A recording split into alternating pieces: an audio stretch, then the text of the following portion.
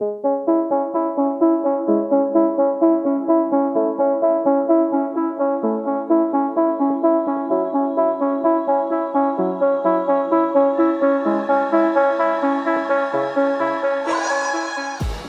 and welcome to the Blackout Podcast, where I get to talk to amazing people who do amazing things. And today I have my friend, super talented, does cool things with metal, and the founder and owner of the Beth Piper Metalworks. Did I get that correct? Yeah. Nice. Thanks for coming to the podcast today. Thank you for having me. Okay, so I remember seeing your thing on Instagram, like, oh my God, that's so cool. And then, it's like, well, I made those, because you're usually used to, if it's on Instagram, the person like either buys it and sells it, Yeah. but like you make it. So, okay, I'm interested in this. How did it all start for you with the metal thing? So it kind of came from, I lived with a bunch of artists while I was doing my master's degree in political science. And, Wow. yeah. Big change. Okay. Anyway, Yeah. no big deal. But I lived with a bunch of artists, and I really wasn't enjoying graduate school for a lot of reasons. So I kind of got more and more into their world and seeing what they did, and I started going to art school, and I was just kind of there. Like, it was pretty sad. There's like, and then there's this orphan in the corner writing a thesis miserably. Right. And so, like, the more I did that, the more I realized, like, this is the thing that makes me happy. This is the thing that brings me joy. And I wake up every day excited to, like, draw or sculpt or paint. Or I showed you my weird dolls, which I don't have with me, but I would paint those, and that would be like the time I was really happy. So it was like, okay, I have to pursue this. Yeah. Went to the New Brunswick College of Craft and Design, did their first year where they teach you just like the principles of design. I think it's very similar to NASCAD in that way, where they teach you just the basics and then you specialize. And the first day I went into metals, we just like cut a shape out, and I was like, oh, this is what I'm going to do for the rest of my life. Wow. Like, I'm in love with this. Yeah. So then I got into making all sorts of interesting things. So how long do you study it for? What is the course called anyway? It is Jewelry and Metal Arts is the program that I took at the Craft College. And then, so that's a 2-year program. But beforehand, unless you have a significant art background, you have to take the Foundation Visual Arts program. And then I turned it into a 4-year program because I didn't want to leave. They wouldn't let me live in the walls anymore. So I took an extra year called the Advanced Studio Practice, where they teach you how to run a business, basically, which was the best thing I've ever done for myself, honestly. Right. Because, I talked to a couple of artists, and it's always that pricing thing that gets you, right? Oh my gosh. Because you love what you're doing. Yeah. But you also need to eat, right? Yeah, exactly. And I was so lucky in that school, they're very like, no nonsense. They're like, this is how you price. So you take the hours of work, the materials, you times them by this, you do this, and that took a lot of the guesswork out, but there's still some guesswork in that you have to look at what other people are doing, and you don't want to underprice or overprice. Right. And honestly, underpricing is almost worse. I agree. I agree. Like, why would you do that to yourself? Yeah, and to other people. Like, I go on Etsy and they have these like, oh, this is a real sterling silver ring. It's $5. I'm like, well, cool. I can't do that. Right. Is it really real though? I have no idea. I've never bought them. But I don't trust them because I'm like, $5, man. Mm-mm. So what would a typical, now you did, for that foundation year, what are some of the things you did? A little bit of everything. So we learned like the principles of design. So the Gestalt principles, I think they're called, so line, color, pattern, repetition. I don't remember the rest of them. It's been a while. Right. But the things that you put into a design to make it pop. And that was a huge part of it. Then it was also just like thinking like an artist. So we did a lot of journaling, recording, learning to sketchbook was really big for me. This is a cool course. It's so cool. Not enough people know about it. Yeah, it's pretty cool. And then we did all the medias too, or a certain number of medias. I think that's changed a little bit. So actually my best friend now runs the fashion program. So I got to do like a little bit of fashion when I was there, a little bit of ceramics. I did a little bit of weaving. Wow. You try everything so that you don't. I tried graphics and it made me cry. Why? I had so much math. I didn't know. Oh. Like Illustrator, it's all like plotting points, and I just can't think like that. I don't know. I have no, like, you know what I do? I'm lucky that I get to meet people like yourself, and then I'm like, you know that thing you did at school, can you do something similar? Like, you know, I have this idea, you know, going wrong with yeah, I made friends with graphic artists right away because I was like, I'm never doing this again. So you know, you finish that foundation and then you cut metal and you're like, this is what about it though? Because you did all these other cool things. Yeah. What about it? Was hard really to choose because like you do try all these cool things, but metal is so cool in that part of it is you do a little bit. My teacher there, Brigitte Clavette, who's an amazing artist, she says that like metal is cool because you get to do a little bit of what everyone else does, so you never really miss out. So like I shaped all this wood myself. I grew this on here. It's dead now because I had to freeze it to put it in the Beaverbrook, but they were like, you can't have a live plant in an art museum. We have a dolly here. I was like, yeah, I might have bugs. I don't know. But you get to do just a little bit of everything, but there's something so cool about taking this, like, this was a sheet of metal and like heating it up and forming it and like having an image in your mind and working this like really hard thing to look exactly how you want it to. And it's like, I'd also just like, there's a magpie quality to me. I love shiny things, if I'm honest. Okay. But it's just a really cool process, and you get to work with fire and hammers, and there's this sort of mechanical aspect to it too, which is really appealing to me. So wow. And then when you now decided, okay, you know, the foundation year is done, this is what I want to do, what were the 3 years, well, two before the business year? They just throw you in. They're like, okay, well, you need to learn to solder, you need to learn to polish, you need to learn to sand things and see scratches and see, there's this thing on silver called fire scale. It's this like slight purple haze. I don't see any on that right now, which is good. Is that bad? It's bad. It's bad. Why is it bad? It's like, that's how it's going to oxidize more. So like, you know, when you have silver and you put it like in the air, it gets like brown. Yeah. So you get that, and that's where it's going to go brown first. What causes the purple thing? It is, so this is cool. Yeah. When you heat sterling silver up, it's an alloy.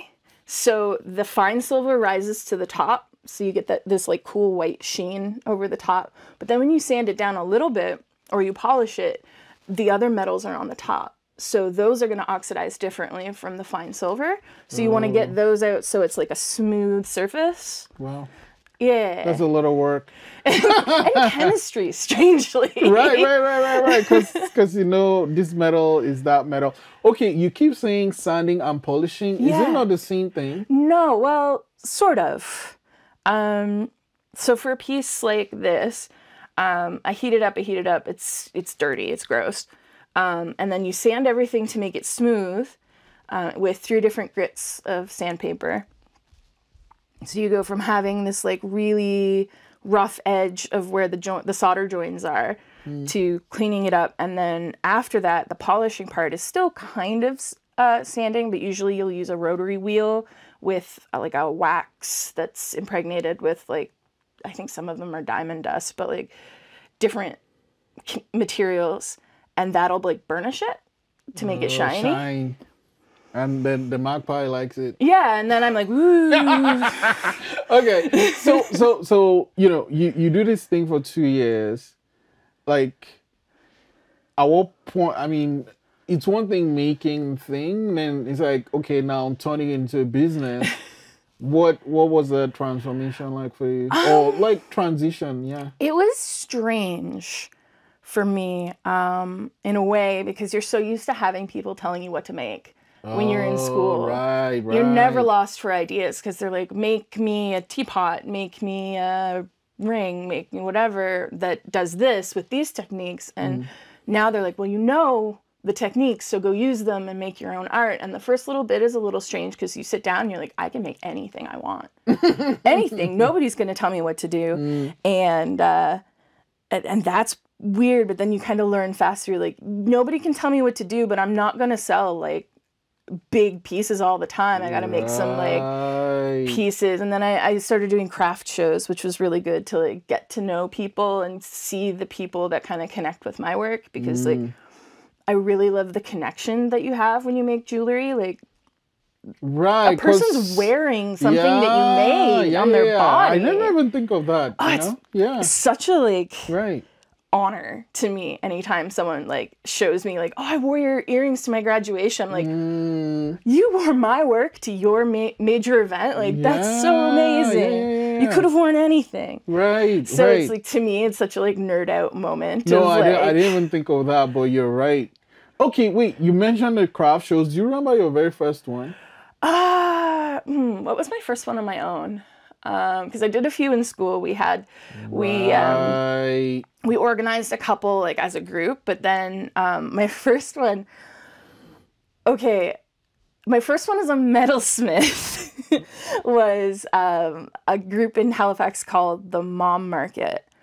And they're really, really nice people, but it was so weird because I was setting up on my own, and normally I have like 3 or 4 different people like working with me. What? So the 3 or 4 people, do they come from the organization, or do you bring them? No, I would usually have it like I would do shows with other artists. Oh. So we would all be sitting up together. Right. So my first one as Beth Piper Metalsmith was very like, okay, this is just me and everyone's paying attention to me, and I can't be like, and then look at my friend over here. Gotcha. Oh my God. It was a little nerve-wracking the first time, but that was great. Everybody was really nice. Yes. Yeah. Oh my goodness, yes. But then I think there's this like real desire to kind of like hide behind the art. You're like, I made this, don't look at me. Okay. So we talk about all the making. Let's talk about the process itself. Because you're like, oh, we have this wheel and stuff. Actually before that, what is a metalsmith? A metalsmith is pretty much any person who smiths metal, but any person who works with metal. So for me, I'm a lot of what I do is like silversmithing. But there's different types of smith. Like a goldsmith is usually someone who works in like really intricate like wedding rings and bands. I call myself a metalsmith because I work in a lot of different metals. I don't only work in silver. I'm majority silver, but also silversmithing is sometimes associated more with vessel work. So people who make like those silver bowls your grandma had. Those people would be silversmiths, and there's a whole set of other techniques that I haven't learned yet. Who knows? You're gonna still learn I might. My career is young. Right. But okay, before I leap a little bit further, my brain can't let me go. It's like, so you did political science, and you're like, no, why did you, what was that transition? Like, why did you just leave? Because, like, you're doing your master's, so you've done your degree already, and you're like, nope, I'm just going to do this. Political science, I don't know if you've noticed, but our political system is pretty messed up right now. Right, yeah. And I'm a person with a lot of empathy, and it was really hard. Yes. My thesis was on digital technologies and hate speech. I mean, like, everything came true, which really made me sick.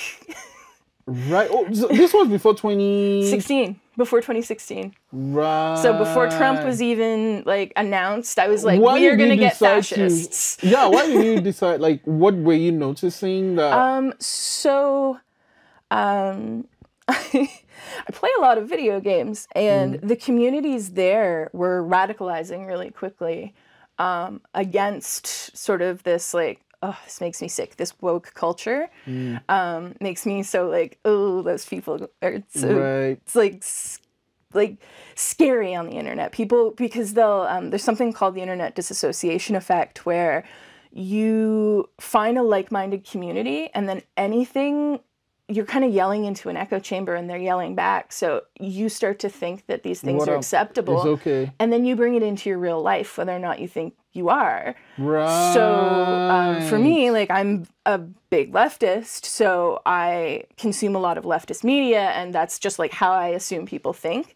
But then these people who are like, no, women aren't people and we should attack people of color and just the scariest things, are yelling it into this group that are like, yes, you're right, we should do that, and radicalizing each other. And I kind of went into these communities, particularly Red Pill was one of them. Right. And I did a lot with Gamergate. I don't know if you... Yeah. With the that one doesn't make sense though. Like, it never made sense to me, because like, I mean, you're playing it like it's a video game. Like, just enjoy yourself. Right. Let people have fun. Right. and then you're like exposing real, like, this is where this person leads. It doesn't make it's like, this is what's radicalizing kids. And it's like, no, they're like, why would you ever think that, like, oh no, like, my kid's off playing Call of Duty. No, they're actually like hanging out with Nazis. Like, who would think that? So, I mean, so you noticed this and you said, look, this is coming. And then I compared that to communities through Foucault and his like Michel Foucault, the philosopher, Oh, okay. And yeah. My French is terrible. Right. No. I never knew that's how you pronounce it. It might not be. I don't want to say what I thought it was Don't before. quote me. Right. Okay. But I looked at sort of like his idea of the panopticon and like people, like the surveillance state, and it was horrible. Okay, now I want to read that thing. No, you don't. It was terrible.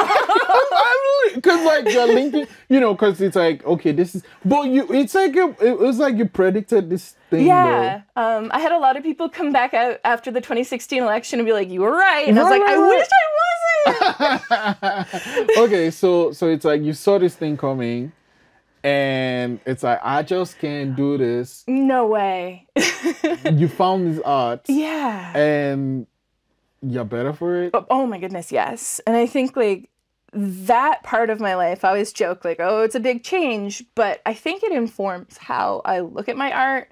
And I always overthink things. That was a thing that like one of my teachers used to laugh at me for all the time, because she'd be like, oh, what is this? And I'd be like, well, it's a pendant, but actually it's this. It represents all of these things. And she'd be like, you can just tell people it's a pendant. That's all right.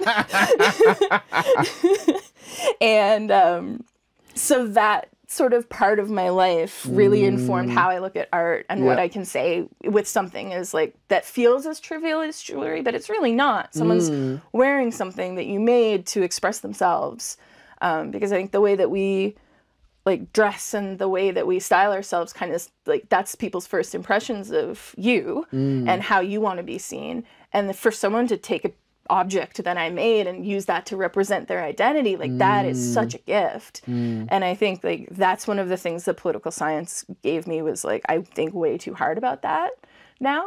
Wow.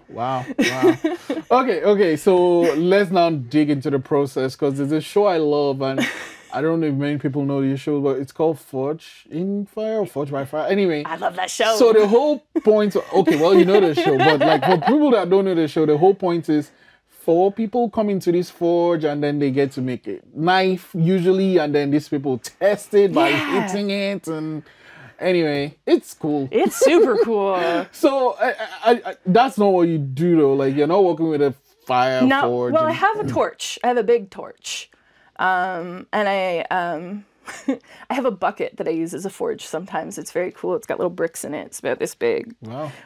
I got bored one day and built it. I'm a tinkerer. And my family is very kind to me. They're like, oh, you're setting fires in our backyard. All right. That's fine. Yeah, you don't have a backyard. You just go ahead. Don't set the grass on fire. Right. Watch out for burn bans. But yeah, it is kind of similar to that process in that I do have to heat my metals, and then I quench them in a similar way. But I do like cold forging. So I heat the metal up to the point where it's almost melted, and that loosens all of the, I guess, molecules. I'm not a scientist, but that loosens the metal, and then you can sort of move it with a hammer or to the shape with you your want. hands to the shape that you want. Wait, your hand? Oh, you're wearing like special gloves or something. Right? No. Is it not hot? It's you let it cool first. Okay. No, I bend metal with my hands, but not hot metal. Right. No, I'm not that tough. Okay, wait. I need to ask you because you're like the first person that I know that knows the metal forging thing. When they say quench, like that is one of the biggest part of the show, right? Because all these guys are like making their metal and stuff, and then they're like, "Oh man, his quench is wrong." Like the fuck are they talking about? Okay, so when you quench and then something, they put the thing in like, is it oil or? Yeah, it's an oil. Okay. And I've actually done this, and it's really disappointing when it happens. If you quench something at an angle, like steel, basically it goes in at the angle you go in. So your whole piece will twist. And then it's not, so you need it to be like super straight when you go in, because otherwise it's like really brittle and twisted. Okay. And that's why they break on the show. Yeah. Here's why do they have to do it this way? Would it not be straighter that way? Well, usually they're quenching into a bucket, so they'd have to get the liquid to stand like sideways, right? Okay. You might be onto an invention. Because I'm always thinking, I mean, because every time, and then the guy was like, "Oh, the quench messed up." Then he has to go and heat it up again, and oh my God, it's the most disappointing thing in the world. Time is running. Also, I couldn't do that. I just sit in a corner and cry. But one of the things I like in the show is when someone like has an idea, because you usually draw what your knife would be, and then like stuff happens, and then you kind of have to adapt, and then you end up winning. It's so like, oh man, that's cool. But anyway, I think the artistic process is like that though. Like even if you're not doing it in like half an hour, you're like, well, I can't do this thing that I thought I was going to do because like either physics won't allow it or I'm just not that good. And then you kind of like work it out on the fly and figure out like, okay, how am I going to attach this to this and this to this and this to this? And you get like really cool designs out of it. True. I think like all art works that way because you're like, well, crap, I spilled coffee on this and now I have to paint around.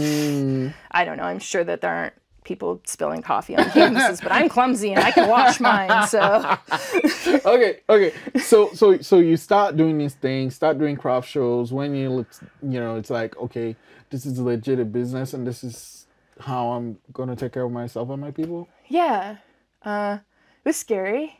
I was canning beer at the time when I decided I could do it. What is I used to literally go to beer breweries with a machine and can their beer for them. And that's what I was doing while I was doing the art thing. I had a job where they were really like permissive about my like, oh, I have a craft show, I have to go do this. I can't do this week. But I was traveling all around the Maritimes and I got this email from a gallery that it was like a call for submissions. And they were like, hey, we really want you to participate. And I was like, okay, this is a sign. Because I'm really impulsive. Like, quit my job. Right.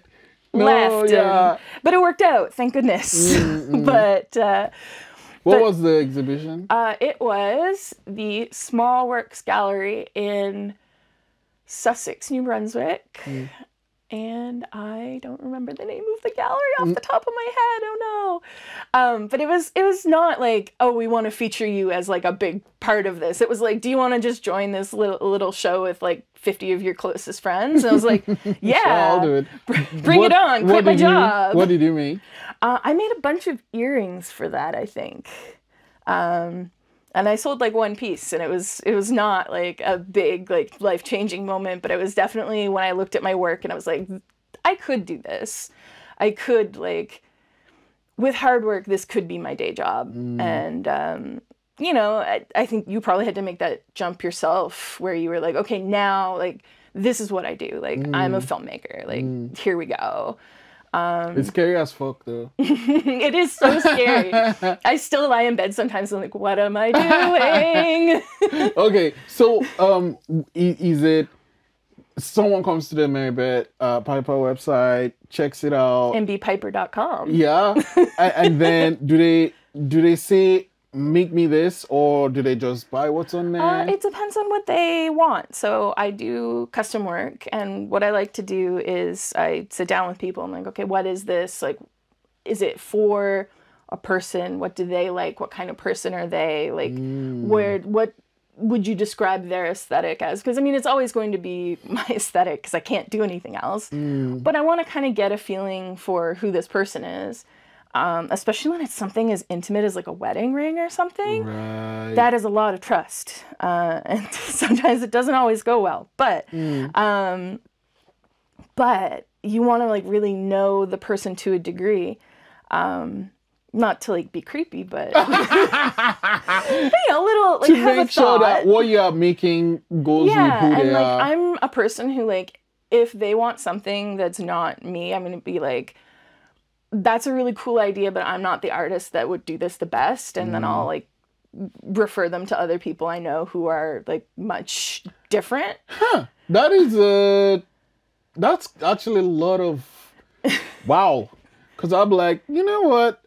It's unfortunate every time because I'm like, I want that sale, but Right. like from a functional part, I'm like, man, I just really want your money. But I think like if I bring them to like what's best for them, yes, like, they might actually they'll be come happier, back or they'll tell their friends, or like. And I have had people be like, look, my friend didn't work with you, but I saw your work and I like it. Can I get this? And so, you know, being honest with yourself, and like, I have only tried to make like a gemstone wedding ring one time. It did not work out well. The person was like really nice about it, but it was not great. And since then I'm like, no, I gotta be like, that was like early on. I was like, I gotta be honest with myself. I gotta do what I do. And there are a lot of people who make beautiful work that I would never make. And that's cool and that's good for them, but that's, you go to them, not me. Right. Okay. I can't let you go without talking about the torso. The torso. We gotta talk about the torso. The torso in the room. What's this? The torso in the room. What was the story? So I was super homesick when I made that. It was my last year of school, and this is one of my regular production lines. It's called lycanthropy, but L-I-C-H-E-N, like moss. And it's a pun. That's one of the things that my teacher said I probably overthought. But I had been working on it on this production line and really, really missing home. And I wanted to make something that sort of evoked that feeling of a place to me. And so I decided I would make my own stand. So my partner stood still while I plastered his chest. And which is why I call it William, because that's his middle name. But then this moss is actually from my childhood home. I went and I harvested a bunch of it and grew it on this torso, because plaster is mostly made of gypsum, which moss grows really well on. So I spent a really long time just like watering my art, which was weird. And then I wanted to make this, and like, these are freshwater pearls, but they evoke that sort of rocky seashore to me. And everything about it was this sort of like, I lived in Herring Cove, so it's this rugged, like, I grew up jumping on rocks and probably doing things that were stupid when I was a kid, but you get this like affection for this really rocky, mossy landscape by the ocean, and I just wanted to make that sort of personified and like an avatar of that. And yeah, that's where that came from. It looks like it took a while. It did. It did. And like I had to freeze it to put it on show, because like you can't put live plants in an art gallery. They don't like that. So I had to take this thing that like I grew from nothing, and put it in a freezer. I'm like, I'm killing my art. It was very sad for me, and I didn't have a freezer big enough, so I had a teacher just like take this torso and explain to her husband that she's like, this is for one of my students. I was just like, I'm so sorry you had to do that. Luckily, they're both artists, so he got it. But it's just like, please take this, this replica of someone's chest and put it in your freezer next to your Eggo waffles. And she did, bless her. That was really kind of her, but... Okay, and of course, like, I know it's something else, like, you know, it's like a teapot or something, but I see like the Aladdin lamp. Yeah, I see that too. I wasn't thinking of that when I made it, but this little guy definitely made it into an Aladdin lamp. Like the little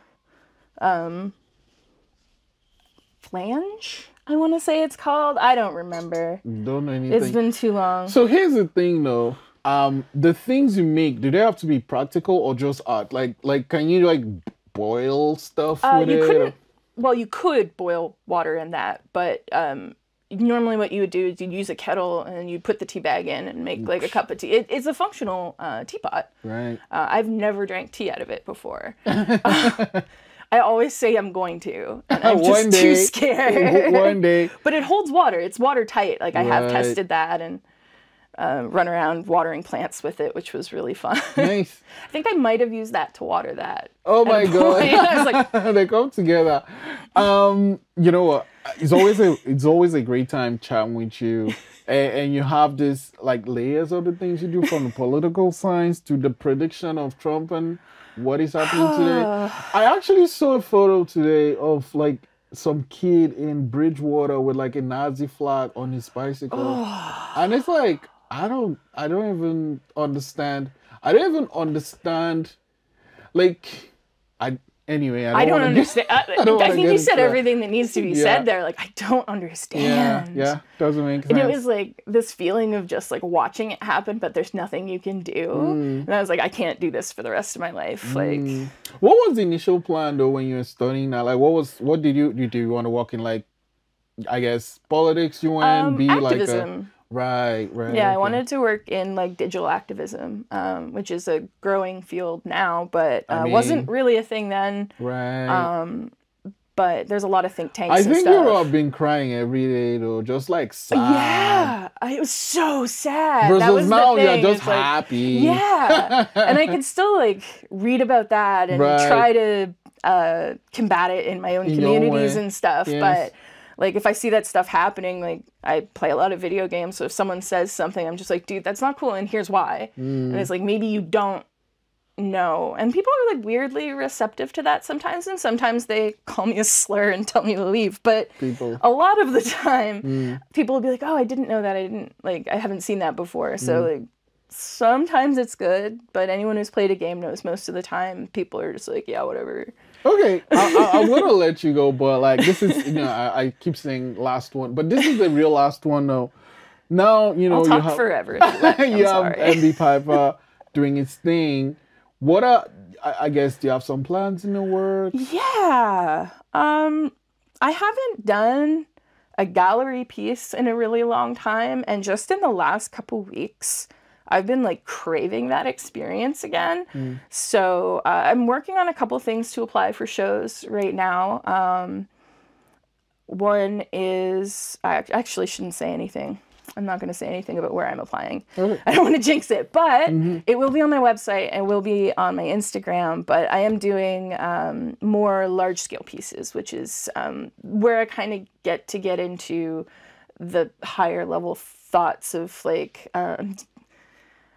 I'm doing one right now that's like, it's a maze that you can't solve. And the prize at the end of the maze is like this really beautiful rutile quartz, which is a stone that symbolizes prosperity. And you just can't get to it. Which tells you how well my business, no, it's not my business, but it's this like feeling of the economy right now is every time you open the news, it's like, well, a bank just collapsed. And inflation. And we put it up 0.5%. It's really the last time now though, guys, for real. And I think we've all kind of got this exhaustion of this feeling of like every time we get a little closer, they move the goalposts. And I wanted to make a piece that was kind of like, I'm so frustrated with the feeling of moving the goalposts or changing where the exit is.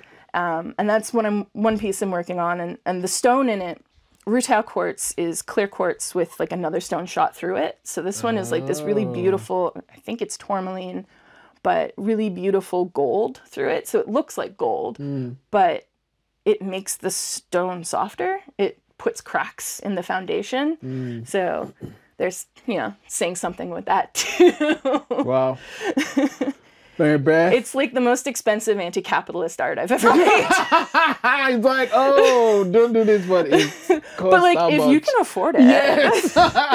it feels kind of weird, but it's super ironic too. Yeah, like that kind of appeals to me too. Oh, it's always great talking to you. So I want to say thank you so much for talking about William and coming to the podcast today. Thank you so much for having me. I had a really good time.